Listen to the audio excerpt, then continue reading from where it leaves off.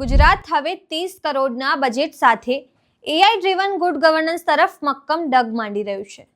Gift city ખાતે સ્થાપિત centre of excellence દ્વારા વહીવટી તંત્રને હાઈટેક અને પારદર્શક બનાવવાનો આ નવતર પ્રયોગ છે. નમસ્કાર, હું છું ચંદ્રિકા પુત્ર નિરાલી. તંત્રને વધુ સક્ષમ બનાવવા માઇક્રોસોફ્ટ અને ગૂગલ જેવા વૈશ્વિક નિષ્ણાંતો દ્વારા 350 થી વધુ ઉચ્ચ અધિકારીઓને ખાસ તાલીમ પણ આપવામાં આવી છે. તો ચાલો આ ડિજિટલ ક્રાંતિ વિશે વિગતે જાણીએ. રાજ્યમાં જીઆઈએલ ગુજરાત ઇન્ફોમેટિક્સ લિમિટેડ દ્વારા 19 સ્ટાર્ટઅપ્સને જોડીને સરકારી કામકાજને સ્માર્ટ બનાવવામાં આવી રહ્યું છે. એમેઝોન અને નાસ્કોમ જેવી સંસ્થાઓના માર્ગદર્શન હેઠળ તાલીમબદ્ધ થયેલા અધિકારીઓ હવે વહીવટી પ્રશ્નોના ત્વરિત ઉકેલ લાવી રહ્યા છે.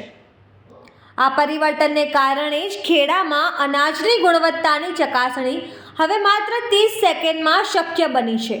સાથોસાથ 112 હેલ્પલાઇન માટે સ્થાનિક બોલીઓ સમજી શકે, બિલ્ડિંગ પરમિશન જેવી સેવાઓને વેગ આપી સરકાર નાગરિકોના સમય અને શક્તિની બચત કરી રહી છે.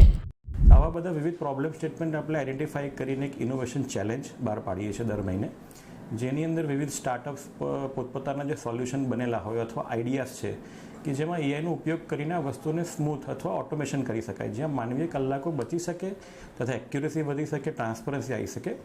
આવી બધી પદ્ધતિઓ આપણે વિકસાઈ રહ્યા છે. જેમ કે આપણું જાણો છો કે ડિજિટલ ગુજરાત જે આપણું સેન્ટ્રલ સિટીઝન સર્વિસ પોર્ટલ છે, જે આ વસ્તુઓ દરેકની પાસે હવે ઇન્ટરનેટ અવેલેબલ છે, દરેકના મોબાઈલમાં વોટ્સએપ અવેલેબલ છે, એપ્લિકેશન્સ અવેલેબલ છે.